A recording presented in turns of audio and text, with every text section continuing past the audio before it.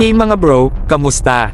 Balik tayo sa ating channel para sa isang importante at historical na pangyayari sa Jinhe Naval Base sa Changwon. Noong mga nakaraang taon, nagkaroon ng decommissioning ceremony sa nasabing base. Dito, nagretiro ang Navy ng 3 Pohang-class corvettes at 5 Chamsuri-class patrol boats. Ang 3 corvettes na ay commission ay ang ROKS Wonjuk PCC-769, ROKS Seongnam PCC-775, at ROKS Jekian PCC-776, na lahat ay Flight IB vessels.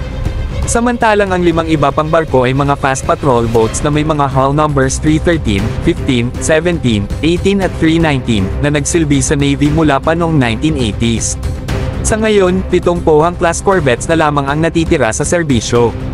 Agaran silang papalitan ng bagong Daegu-class frigates.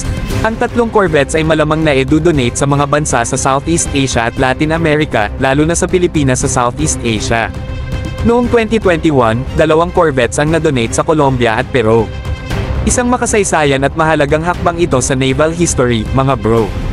Abangan natin kung ano pa ang mga susunod na pangyayari at kung saan dadalhin ang mga decommissioned ships. Hanggang sa susunod na video mga bro, subscribe and like for more videos na katulad nito.